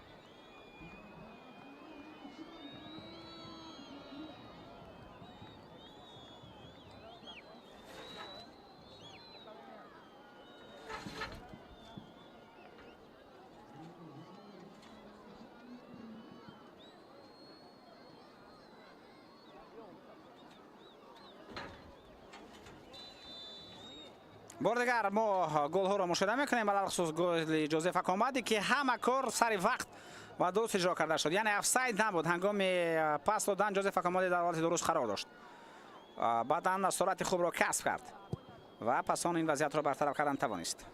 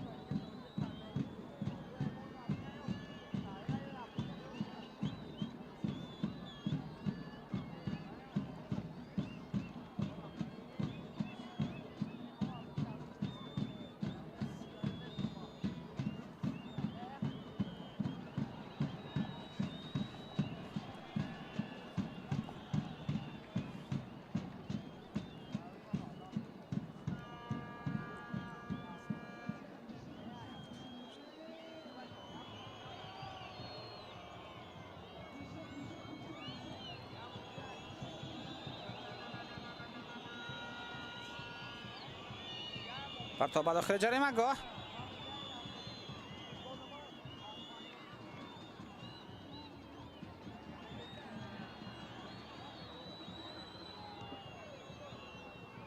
ضربه خیلی خوبی صلادین ارگشف، او چنین ضربه را دوست می‌دارد و چنین موقع ها چنین گل ها را خیلی خوب زدن می‌تواند. در لیگ مملکت لکه چند گل خیلی زیبا را با همین اصول زد و اینجا در جام تاجیکستان هم می‌خواهد محض با همین اصول گل خیلی زیبا را به هدف برساند. دروازه‌بان در این موقع بسیار خوب برآمد کرد و این وضعیت را برطرف کردن توانست. ما بار دیگر امکانیت داریم تا لحظه تکرار این وضعیت را ببینیم. بینید سرباز رقیب را فریب داد و بعداً ضربه با همون اصول خاصی خود، ولی دروازه‌بان برطرف کرد.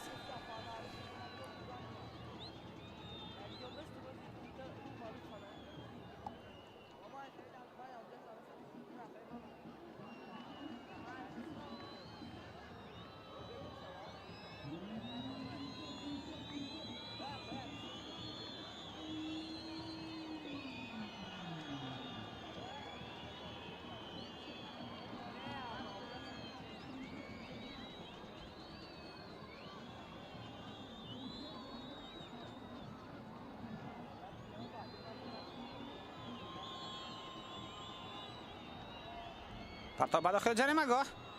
فرصت خیلی خوب ضربه زنی پیدا می شود.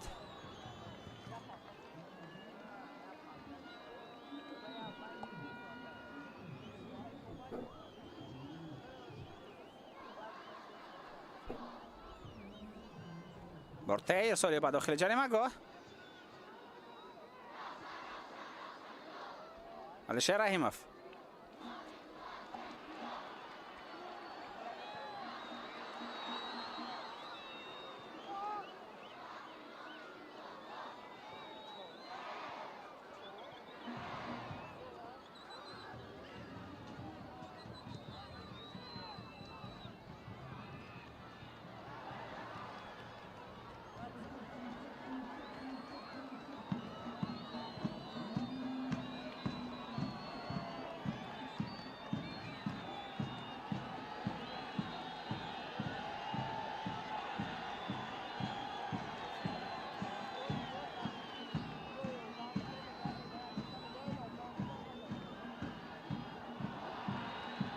صلاح‌الدین ارگشف او در کنار توپ را میگیرد. ارسالی بعد داخل جریمه گاه.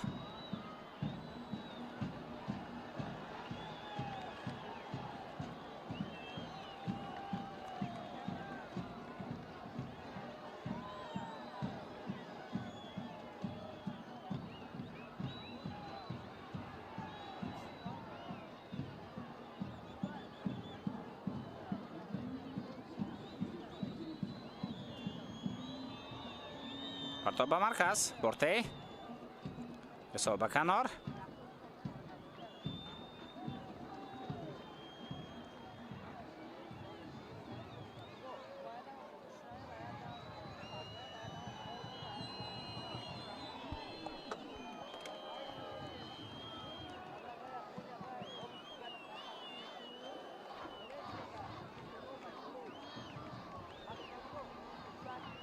کمتر از 15 دقیقه دیگر وقت اساسی باقی مانده است. حمله نوبتی پرتاب به کنار. فرصتی خیلی خوب پیدا می شود. محمد علی عزیزبایف تو برو با فیرساف می پرتاید و این حالت با ضربه کنجی جنبست می شود.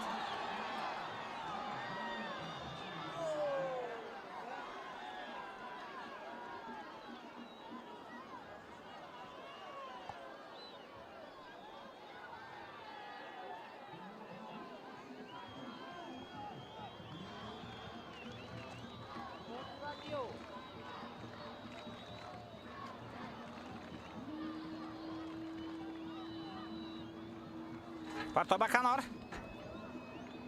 دقیقه بسیار هم مهم برای هر دسته فرا می رسند.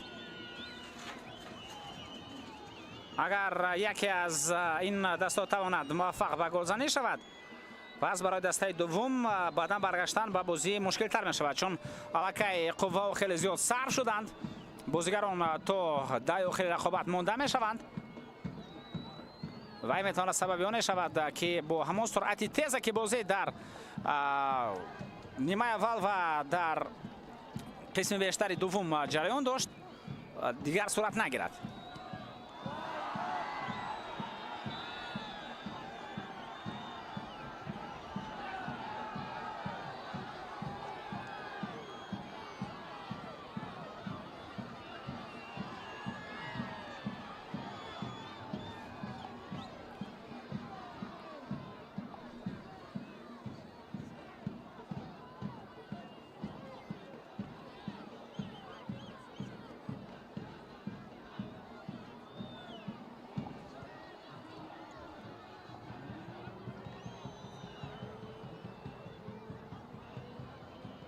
پرتاب به خط هجوم. باز یک فرصت دیگری خیلی خوب میتواند پیدا شود.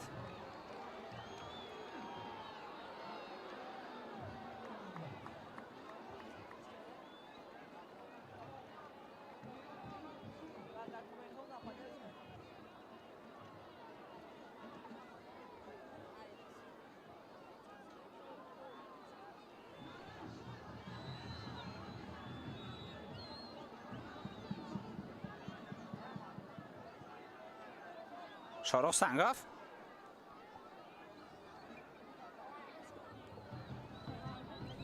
توپ کنار پرتافته شد ولی به نتیجه.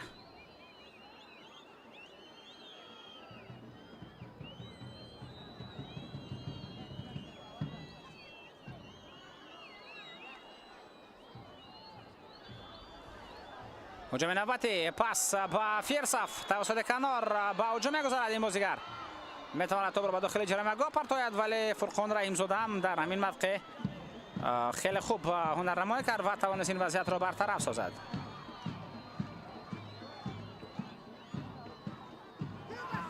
پرتاب به داخل جریمه‌گاه دروازه‌بان اولین شوت توپ را میگیرد.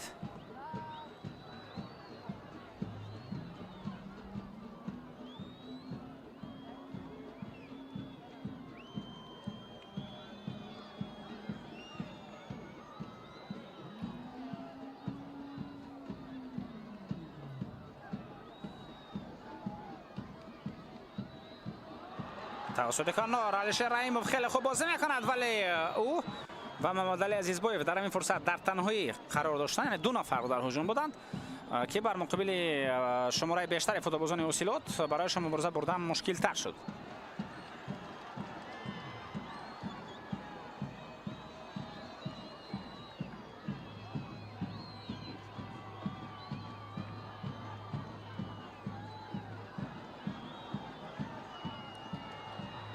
هجوم نوبتی فرصت خیلی خوب پرتاب به داخل جریمه‌گاه و اینجا فیرساف آماده بود تا ضربه بزند ولی پیش از او فرقان رحیم‌زاده توانست وضعیت مذکور را برطرف سازد.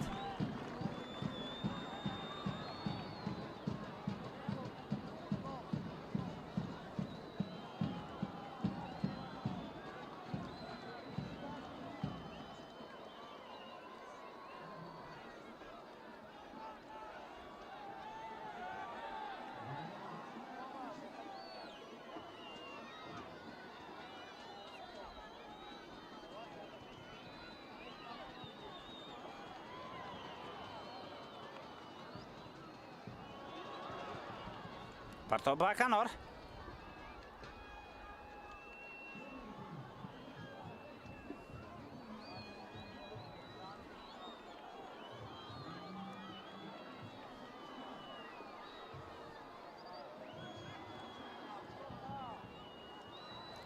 صلاح‌الدین ارگشف او توسط کنار به حمله میرود. در آخر رقابت این زمان جریان میگیرد. صلاح‌الدین ارگشف در کنار یک نفر را فریب داد، ولی بعدا دو نفر دیگر با کمکی بازیگر دسته روشن آمدند و این وضعیت برطرف کرده شد. ارسال به خط هجوم، اونجا با کمک علیشیر خولمرادوف آمدند. توپ از میدان بیرون میرود و سوال همین است که ضربه کنجی است یا نه. ضربه کنجی نبوده است.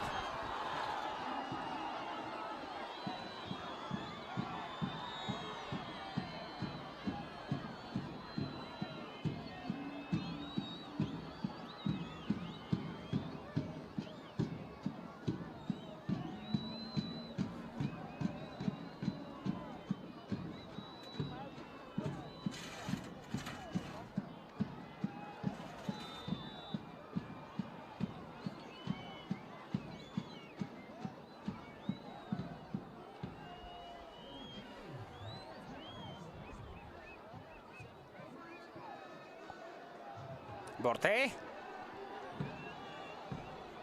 پس به کنار.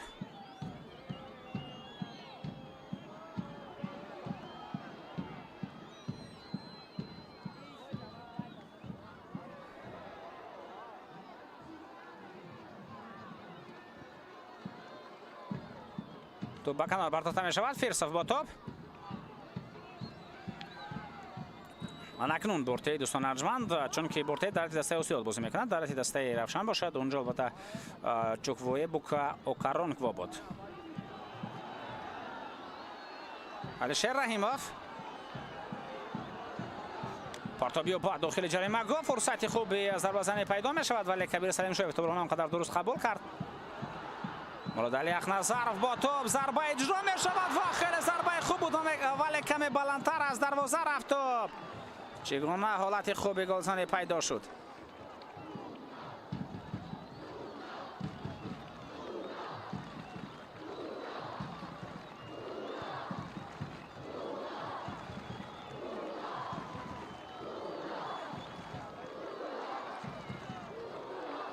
الکسی ماتراسوف آماده است از نزد دروازه خود توپ را به بازی وارد کند.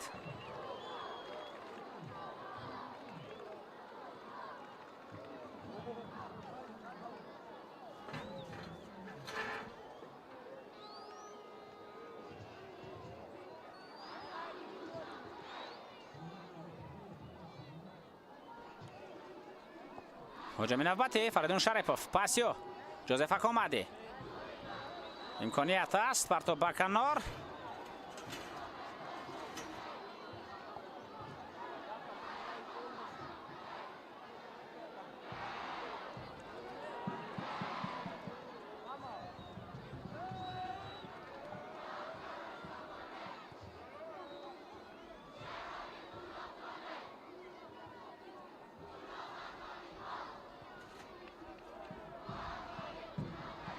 ارسال به خط هجوم.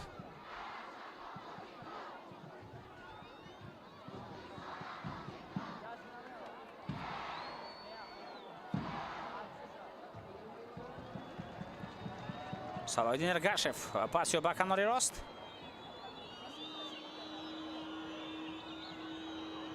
ضربه نوبتی اجرا می‌گردد. فرصت خیلی خوب با ضربه پاتریک رودولف و این وضعیت برطرف شد.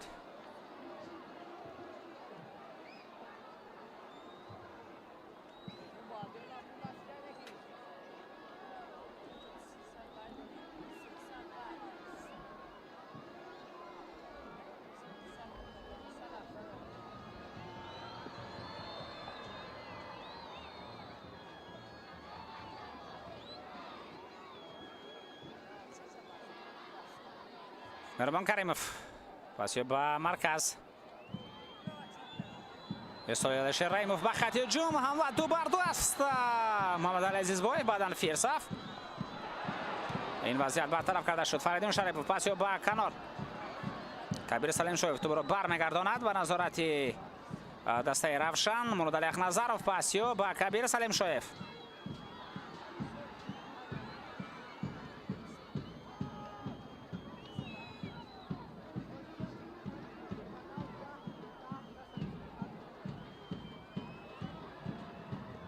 Милош Милованович, пасио ба Ақиб.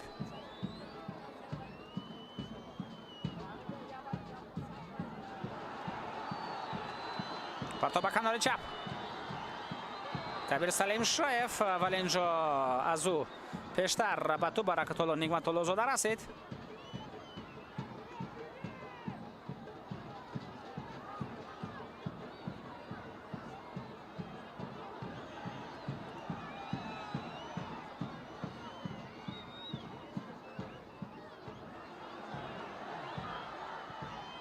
ирсол ба дохили ҷаримагоҳ. фурсати хуб ва инҷо ҳам Фирсов мубориза бурда. Алексей Фирсов, вале Алексей дигаре ки Матросов аст тавонист ин вазъиятро бартараф созад. ирсол ба хати ҳамла.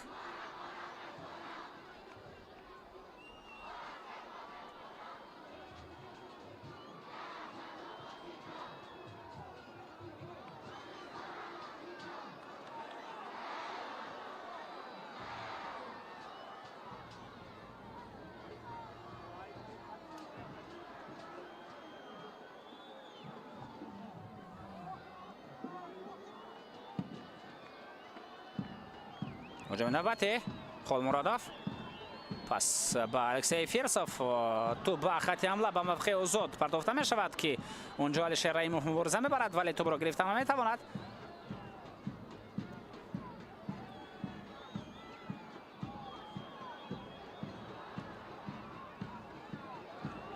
Милош Милованович, пас ба канор. Алишер Раимов, ирсолиё ба дохили ҷаримагоҳ.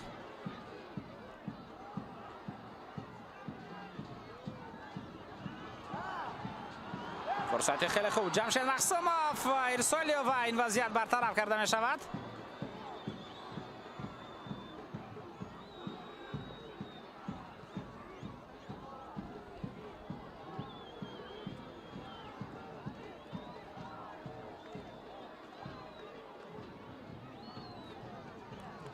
паси навбати ба канор.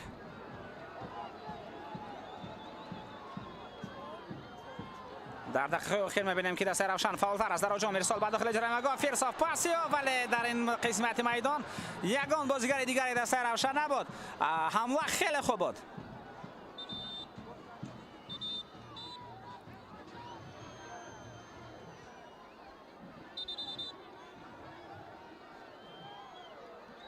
тағйирот аст дӯстони азиз. дар ҳайати дастаи осилот аз майдон Шараф Солиев гирифта мешавад. дар нимои дуввум хеле кам ӯ ба чашм расид ва ба ҷои бозигар таҳти рақами 9 ворид майдон мешавад. ин Файзиддин Наҷмов аст.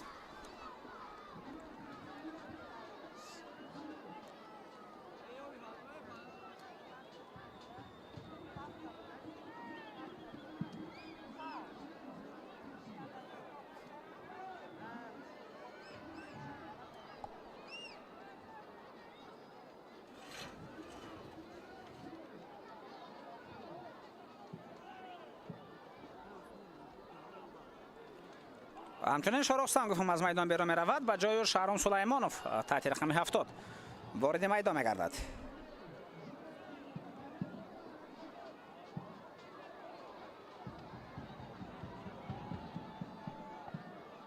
ба вақт асосии қисми дуввум дӯстони арҷманд 6 дақиқа зам карда мешавад ва ин 6 дақиқаи ҳастанд ки барои ҳар ду тим метавонанд бисёр муҳим бошанд. ҳисоби рақобат баробар аст айни замон 2-2.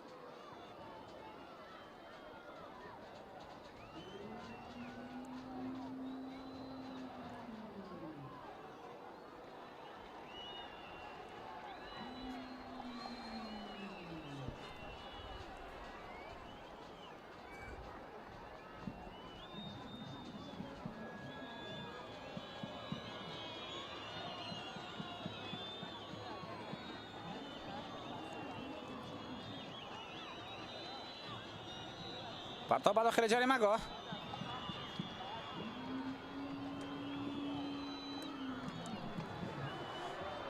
بازی که در دور مذکور علاقه برگزار شدند، یعنی در مرحله 8 یکنیایی کلوب مرکزی ورزش ارتش با دسته پنشر به گل بازی را جمع بست کردن 0-0. رگارد از ویس خط به گل 0-0. یگانه بازی که دیروز در آن گل زده شد بازی دسته وخش و ماهیر بود که با حساب 3-2 دسته وخش ماهیر را شکست داد. یعنی همه گل های بازی های دیروزه در یک بازی در رقابت وخش و ماهیر زده شدند. خب امروز دوستان عزیز، یعنی روز 29 رفشن و اوسیلات این زمان بازیشان در حال انجامیابی است. حساب رقابت 2-2 است. رفشن و برقچی همچنین بازیشان این زمان جریان دارد. نیم ساعت پس از رقابت ما دیدار شروع گردید. خب بیاید با این تغییرات متوجه شویم. به جای صلاح‌الدین ارگرجف به میدان بازیگر جوان نظرالله اشورعلی زاده می آید. صلاح‌الدین ارگرجف نوبسته از آن که گل نزد در بازی امروزه، اما بازیش در کنار خوب بود. همان حرکت‌های خود، همان فریب‌های خود، همان فینت‌های خود همه آن را کرد و توانست البته خوف و خطر را هم چند مرتبه در کنار بعد طرف دروازه دسته رفشن بیارد. گوشا فردان شریپوف. خب همچنین خوجند و استقلال هم حالا بازی خود را ادامه داده ایستادند. بازی که نیم ساعت پس از رقابتی که ما شما تماشا داریم آغاز گردید در میدان خانگی دسته خوجند اون بازی ادامه دارد. پرتاب خطی هجوم دروازه‌بان از نفخش بیرون برآمد و این حالت را برطرف کرد.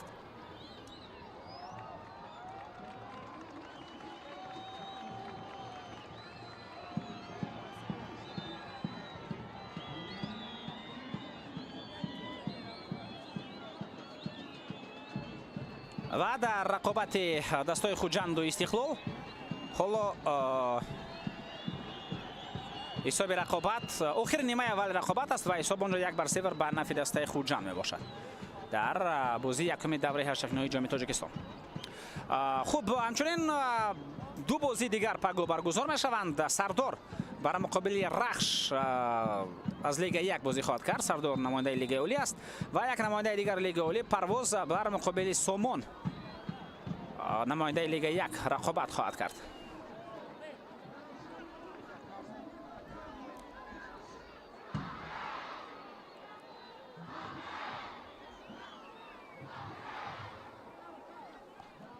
چهار دسته از لیگ 1 بر مقابل 4 دسته لیگ اولی بازی میکنند، یعنی و 8 دسته دیگر لیگ اولی باشند با هم رقابت میکنند. یعنی 4 جفت اینها کمیوه پنشر، وخش ماهیر، پرواز سومون و سردار رخش.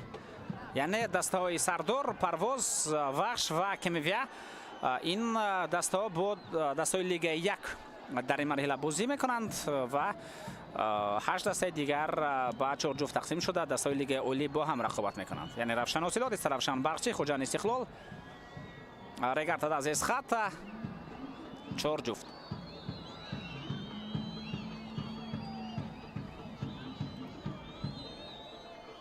پرتاب به خطی حمله.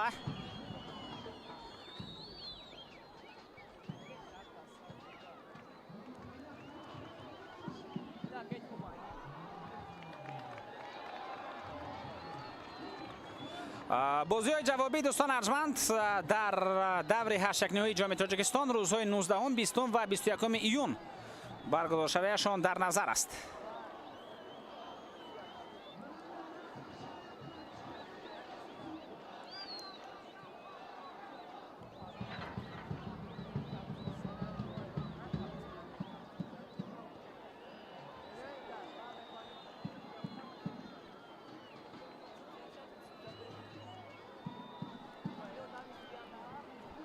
فرقان رحیمزاده اسیاب عقیب بورتی ارسال به داخل جریمه گاه ضربه با خطی هجوم و در حمله محمد علی عزیزبایف مبارزه را ادامه میدهد. با استفاده بدن خیلی خوب یک نفر را از سرای خود دور کرد، حمله را ادامه میدهد. اینجا تو به دست فوتبالبازی دسته اوسیلات رسید. بله داور این چیز را مشاهده کرد و به همین نقطه اشاره میکند، یعنی به نقطه اجرا کردن وضعیت استانداردی.